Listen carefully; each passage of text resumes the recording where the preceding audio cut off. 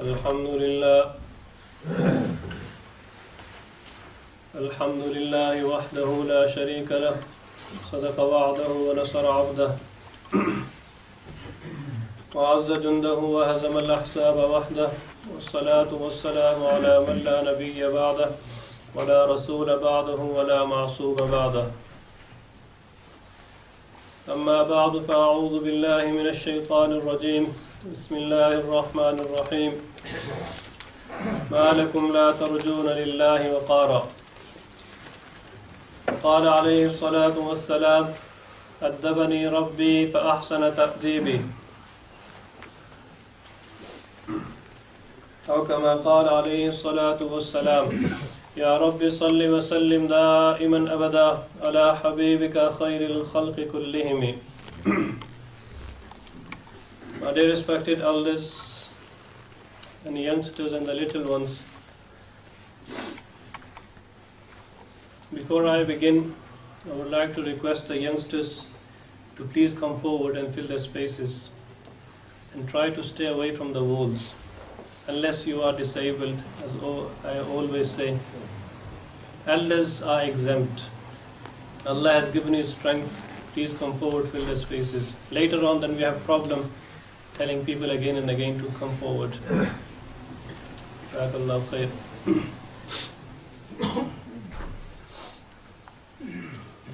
My dear respected listeners, there is no stage in our life at which we can become satisfied with our progress. We always want to excel and progress ourselves even more than before. What we were yesterday, we want to improve ourselves. Whether we are young, old, man, woman, everybody wants to excel. They want to progress. They want to be better than yesterday. And they want to be richer than yesterday. This is our nature. And this is also recommended and also Islamic teachings that we should never be satisfied with your progress. Always want to excel more and more, and you should. As Quran says, وَاعْبُدْ رَبَّكَ حَتَّى يَأْتِيَكَ الْيَقِينَ, that all people keep on worshipping Allah. Not for 1 year, not for 2 years. Keep on worshipping Allah till you meet your death, till you meet Allah. Till your last breath, keep on worshipping Allah. There is no stage in our life where we can say, now I have enough. The Prophet of Allah said so much that لَوْ كَانَ لِإِبْنِ آدَمْ وَادِيَانِ مِنَ الْمَالِ. When it comes to wealth, no matter man, woman, old, young, everybody wants to have more and more wealth day by day. So Prophet of Allah is saying that if son of Adam, if one human, he owns 1 mountain of gold, not 1 kg, 1 mountain of gold is his. لَبْتَغَى سَالِسًا, he will not be satisfied with 1 mountain of gold, he will look for second one. You know, when people say, ulama allow us to buy house on mortgage, at least 1 house. So let me buy 1 house. But do we stop there? No, 2, 3. There's no limit. This is what Prophet of Allah said. That if somebody has 1 mountain of gold, he will look for second one. Allah will give him second one. After 10 years, he's got second mountain of gold. Is he happy now? Is he satisfied now? No, naturally no. He will want more. لَبْتَغَى سَالِسًا, he will look for third one. And Allah will give him third one. Still not happy. 4th, 5th, 6th. He will keep on excelling. He will keep on progressing in his wealth. And وَلَا يَمْلَأُ جَوْفَهُ إِلَّا التُّرَابِ, until he doesn't die, he will keep on progressing in his wealth. So this is our nature. So indeed, Quran also says that don't be satisfied. So what is our position in this regard is that when it comes to worldly material, worldly benefits, we don't want to stop somewhere. We want to always go ahead and ahead. But when it comes to religion, we are satisfied with Friday namaz. We are satisfied with Ramadan Taraweeh. I can't pray 5 times a day. At least I pray Jumu'ah, man. At least I pray Eid Salah. This is our satisfaction with regards to our deen. But when it comes to dunya and the worldly life, Every even child knows that what I need, how to excel and how to go ahead. So every positive thinker, as they say in English, every positive thinker will find opportunity in every difficulty. And every negative thinker will find difficulty in every opportunity. You have to be a positive thinker.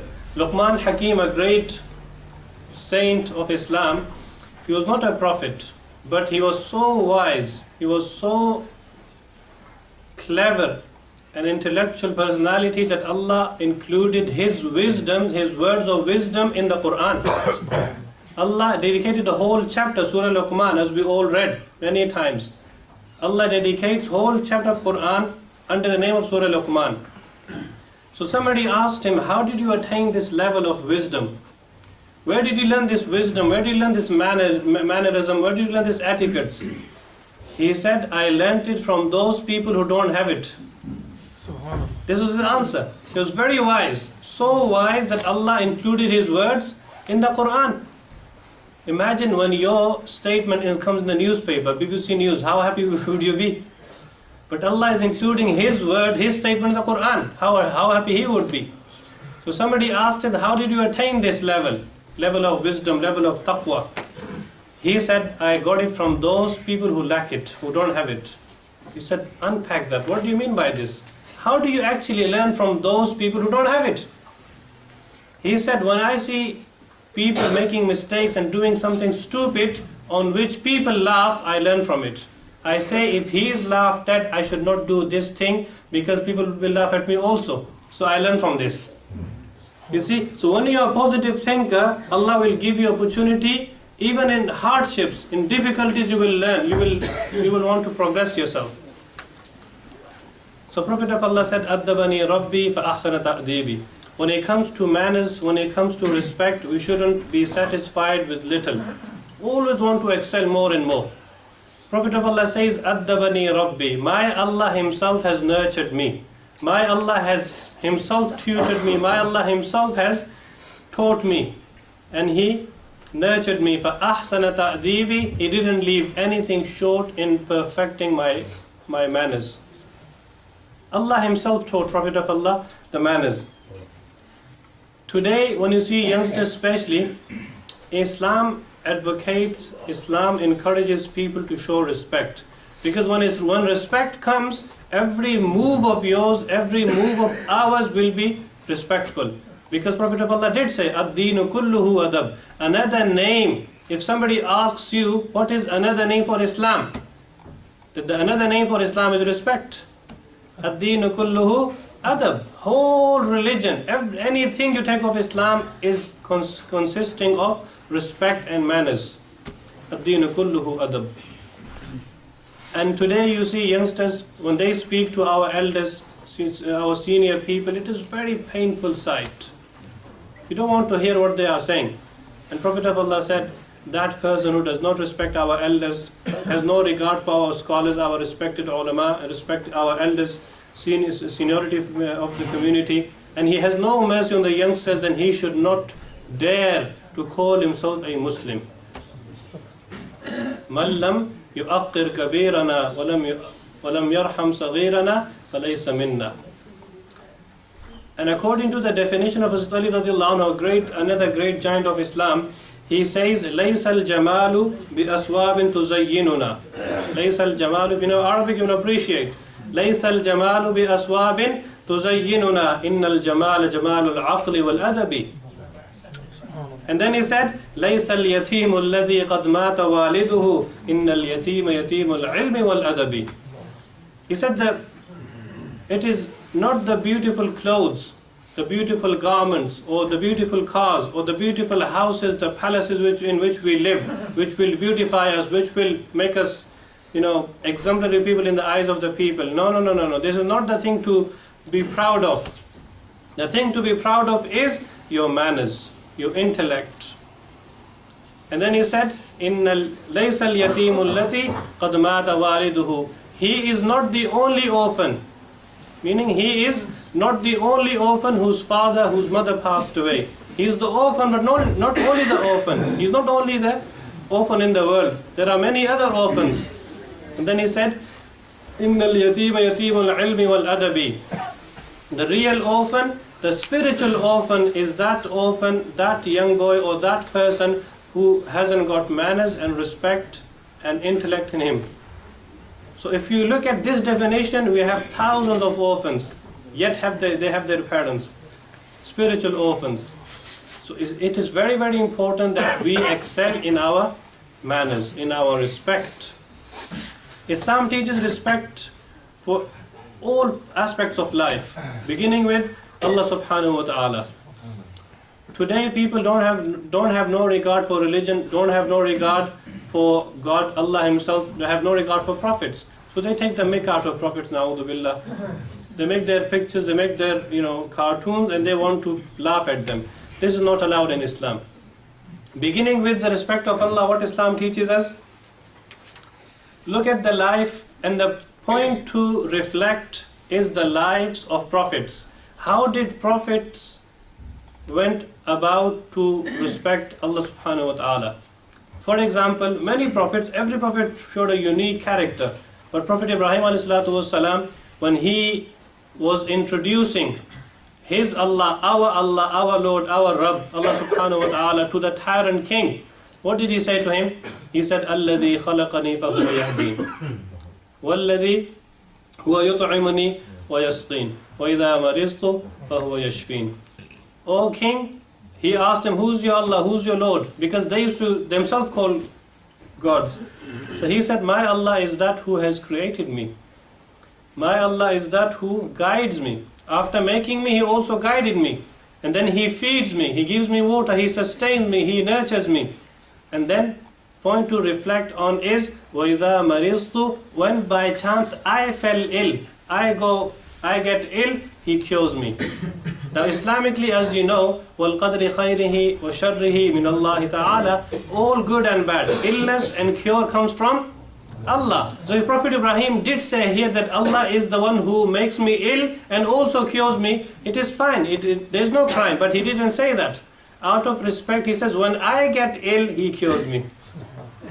Point to reflect on. Hazrat Khidr alayhi salatu wasalam, when he was traveling with Prophet Musa, the famous incident, the famous story, as many of us know. On three incidents, 3 occasions, Prophet Musa objected. But Khidr Islam explained him the reason why.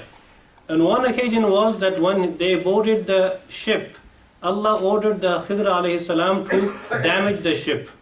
Now first of all, those ship owners did not take fare from these 2 people. They didn't charge them any rent or anything.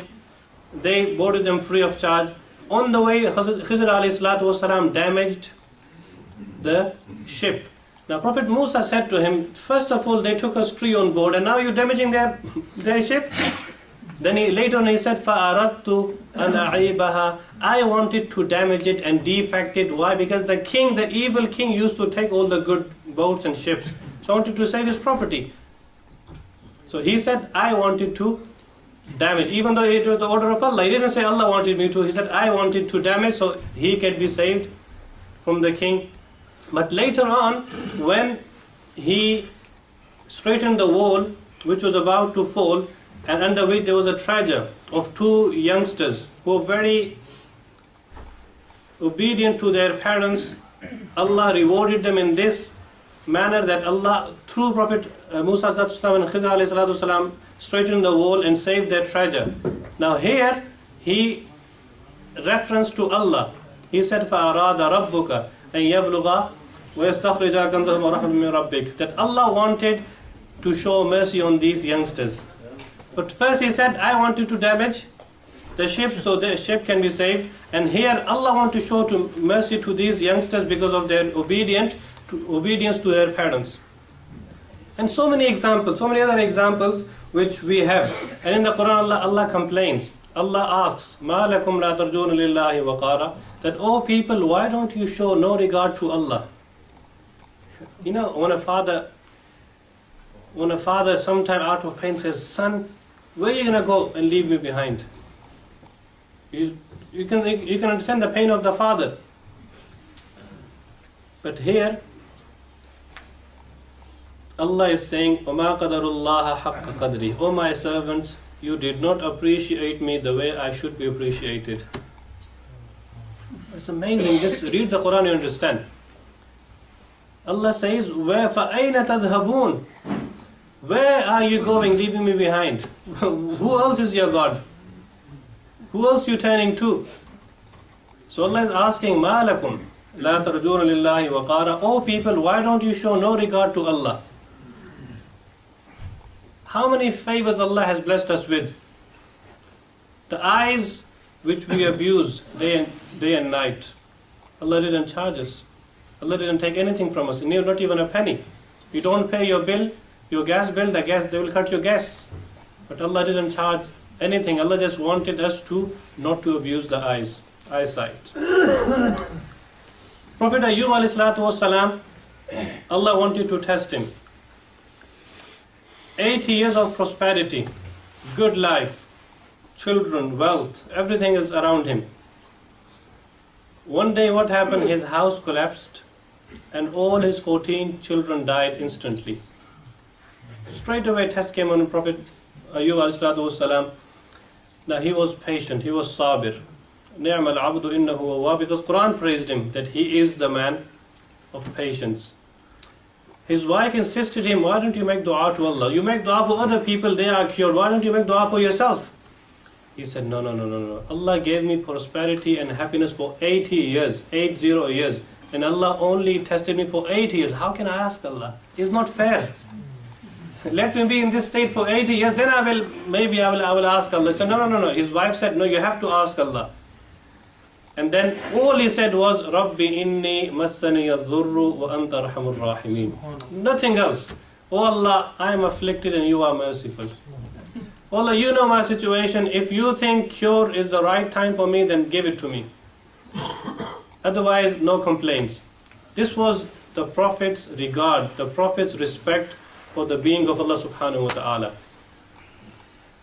Then take the example of prophets, the personality of Prophet Muhammad sallallahu alaihi wasallam himself, how much regard, how much respect his followers, his students showed to him. Amazing, so many examples. I will just give you one or two. Hazrat Usman bin Affan, he asked somebody, in fact he asked the uncle of Rasulullah sallallahu alaihi wasallam, Hazrat Abbas, who was older in age than Rasulullah sallallahu alaihi wasallam. He asked him, are you older or Prophet of Allah is older? He asked him that, are you older or the Prophet of Allah is older? He said, question is very valid, but answer is very hard. He said, Huwa akbaru minni wa ana asannu minhu. He is older, but I am older, but he is elder. Meaning, I am older than him in his age, but knowledge-wise, but respect-wise, he is much elder than me. This was their respect. Then Abu Bakr Siddiq, as we know, the Prophet of Allah, he fell very critically ill for the last 5 days of his life. Monday he passed away. Thursday, Friday, Saturday, Sunday and Monday after Asr, our Prophet of Allah left this world. That was the biggest sign of the judgment day. 17 salawat, 17 Farz Salah with Jama'ah. Prophet of Allah could not physically himself come to the masjid to lead the prayer. So he told his wife Aisha to tell your father Abu Bakr to lead the prayer. They said, why not somebody else? Why not Umar? Because Abu Bakr is very lenient, he cries a lot in namaz. So why don't you tell Umar, who's more stronger? He said, no, tell Abu Bakr. So 3 times he said, tell Abu Bakr to lead the prayer. And then Abu Bakr Siddiq, he started leading the prayer. And one occasion, Prophet of Allah was a bit relaxed. He was normal. So he wanted to come to the masjid. So with 2 people, he came to the masjid, dragging his feet. You know, a lesson for us, our youngsters. We know who near the masjid, but they don't perform their salah in the masjid. Prophet of Allah, with the support of 2 people on their shoulders, he was dragging his feet just to come to the masjid to lead the salah in the masjid.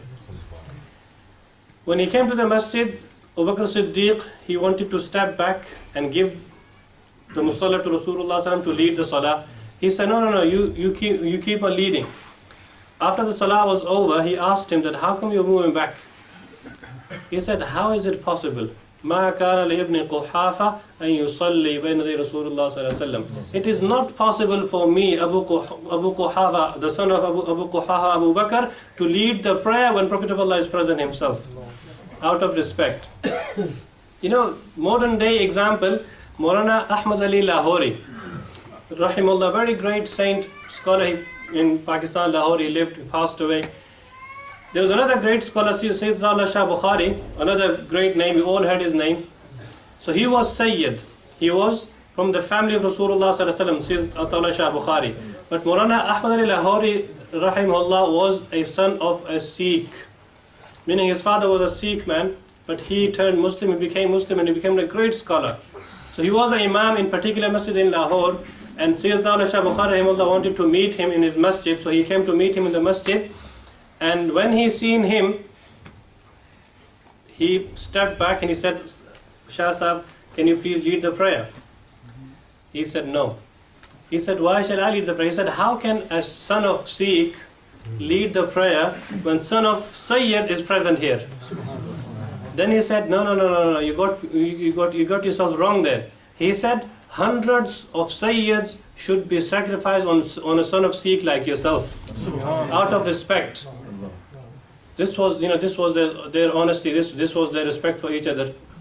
So Prophet of Allah had great respect. Another example, two youngsters, Fudayla and Abdul Wara, two youngsters of Sahaba's community. They were having competition in archery in one of the field. So Prophet of Allah came outside and he said, MashaAllah, very good job. Because archery is recommended in Islam, aiming. So he said, Irmu Bani Ismail, fa inna abakum kana ramiya. O son of Ismail, keep on doing archery because your father Ismail was also a good archer. So he said, Irmu wa ana ma'a bani fulan. He said, okay, Fudayla, what you do, you stand on that side, I am on this side with Abdul Wara, and let's do competition, let's do archery, let's see who's the best. So when they both were ready, Fudayla, he dropped his spear. He said, Prophet of Allah said, Ma lakum la tarmun? How come you're not doing archery? He said, Prophet of Allah, how can I fight against you?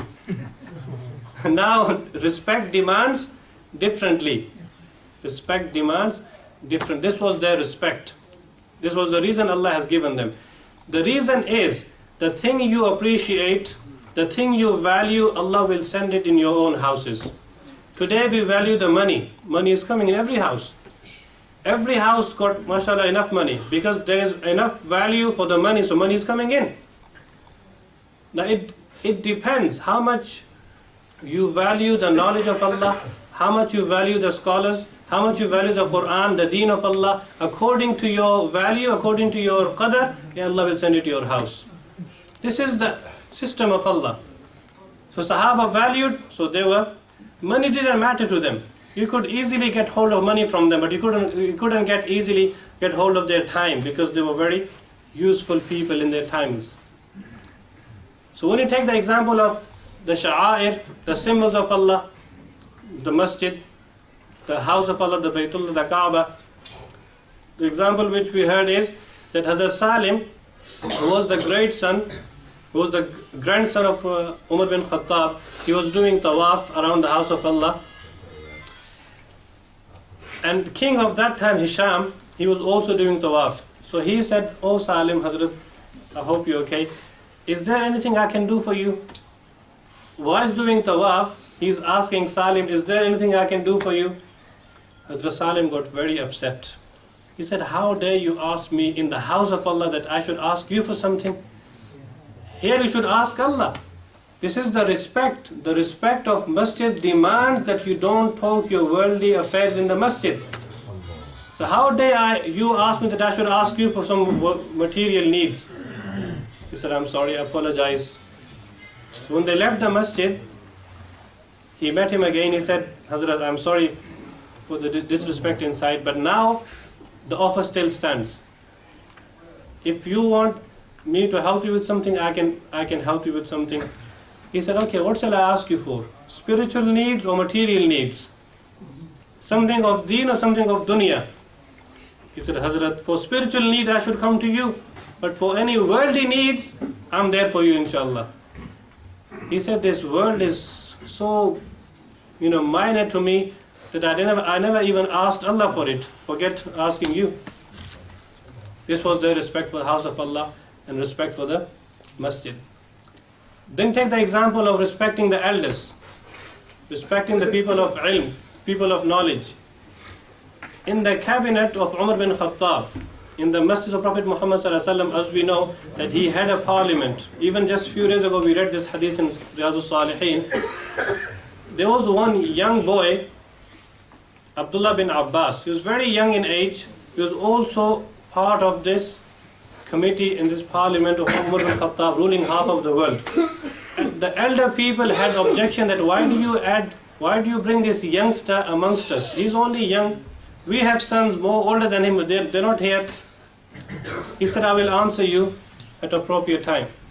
One day, Umar bin Khattab, he gathered all the elder Sahaba and this young boy, Abdullah bin Abbas, to answer them by questioning him that why do I make him sit with us in this committee.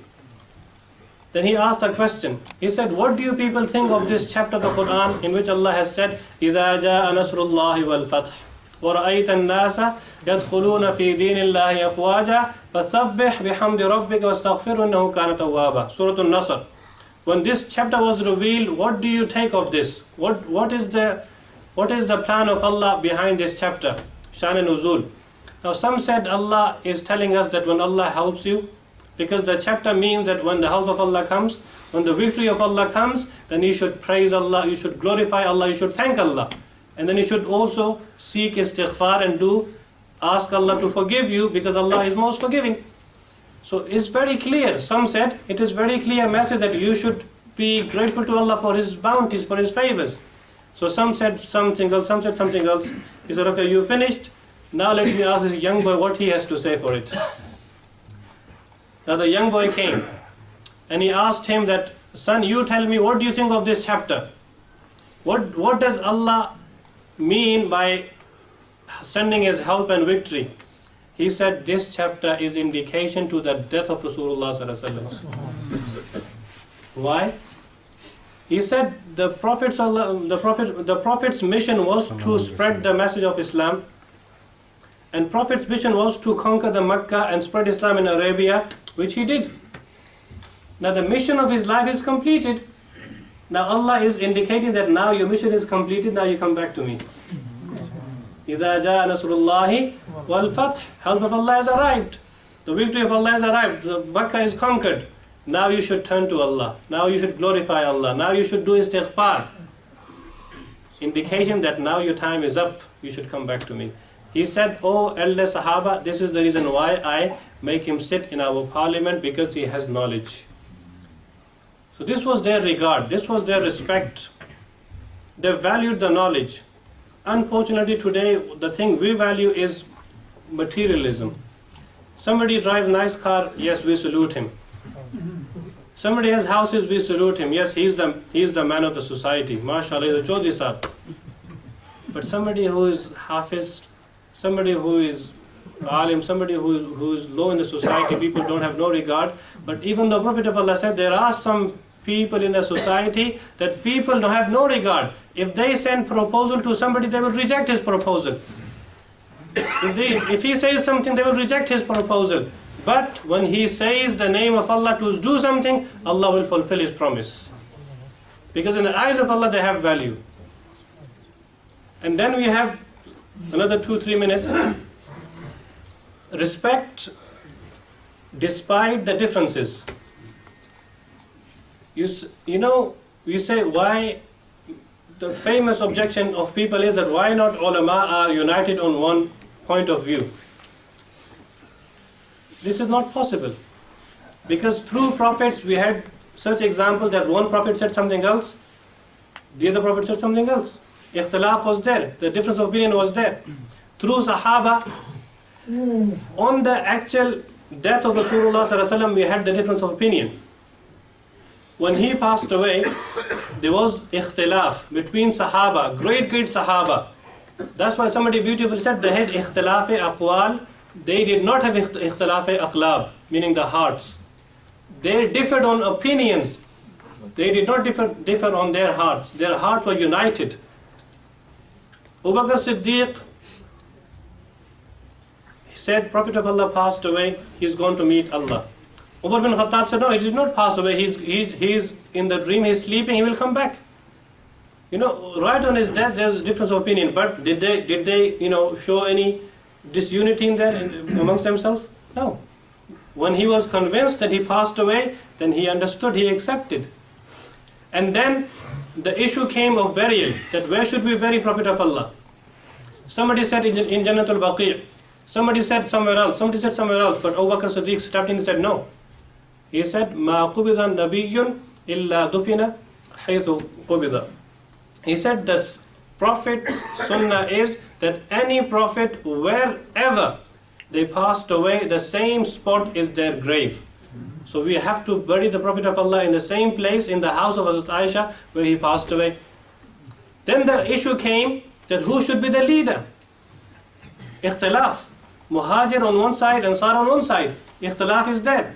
But did they, diverse? No, they were united. Their hearts were united. So despite differences, we have to be respectful to each other. It's very, very important. Believe me, without this, we cannot have prosperity in our life. This was Sahaba's, lesson. That's why they said, Kunu mislana. They had very big differences, yet they were united. Their hearts were united. Because they had respect for each other. They valued the dalail, the evidence. So this was today's little message, that Islam teaches us ad-deenu kulluhu adab. In every aspect of your life, every step of your life, you should show regard. There was a time when people respected every elder of the society regardless of their faith.